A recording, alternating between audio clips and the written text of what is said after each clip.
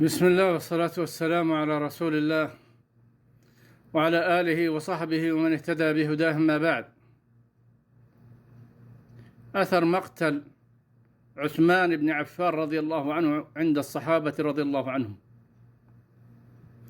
روى ابن سعد في الطبقات وابن عساكر في تاريخ دمشق بإسناد صحيح عن عبد الله بن سلام رضي الله عنه أنه قال لقتلة عثمان: والله لا تهرقون محجما من دم إلا ازددتم به بعدا من الله. وروى ابن أبي شيبة بإسناد صحيح عن حذيفة رضي الله عنه أنه لما بلغه مقتل عثمان رضي الله عنه قال: اليوم نزل بالناس حافة الإسلام، فكم من مرحلة قد ارتحلوا عنه.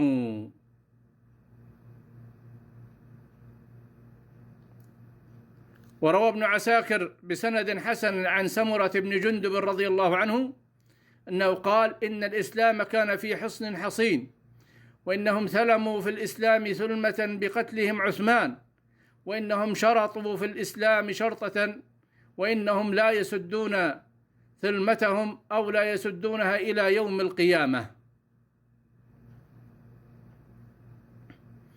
وروى ابن سعد في الطبقات والبخاري في التاريخ الكبير وابن منده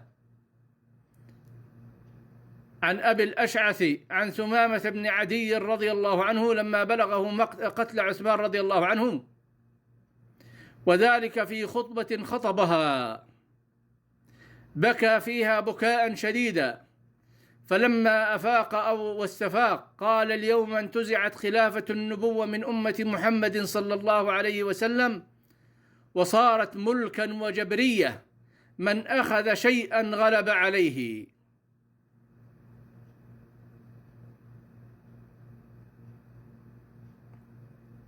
قال شيخ الإسلام ابن تيمية رحمه الله: لم تحدث في خلافة عثمان رضي الله عنه بدعة ظاهرة، فلما قتل وتفرق الناس حدثت بدعتان متقابلتان: بدعة الخوارج المفترين لعلي، وبدعة الرافضة المدعين لإمامته وعصمته أو نبوته وإلهيته.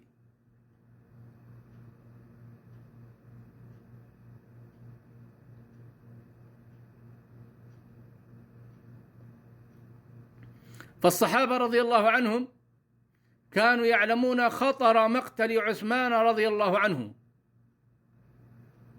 وأن قتله ثلمة في الإسلام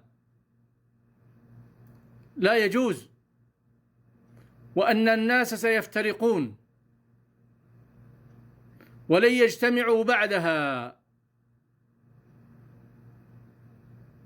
فكان قتل عثمان رضي الله عنه سبب في ضعف الأمة الإسلامية ونقص في تمثيلها لمعاني الدين، بل يقعد قاعدة عامة تقول أنهم كلما أهراقوا دما ازدادوا من الله بعدا.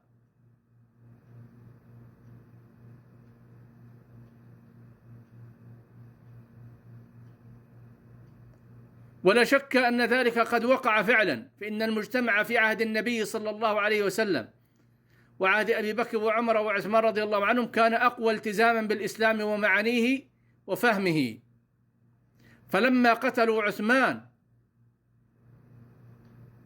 ازدادوا تفرقا، ولم تجتمع كلمة المسلمين بعد مقتل عثمان رضي الله تعالى عنه، وقد قتل رضي الله عنه شهيدا مظلوما. فرضي الله عن عثمان ورضي الله عن الصحابة أجمعين، والله تعالى أعلم.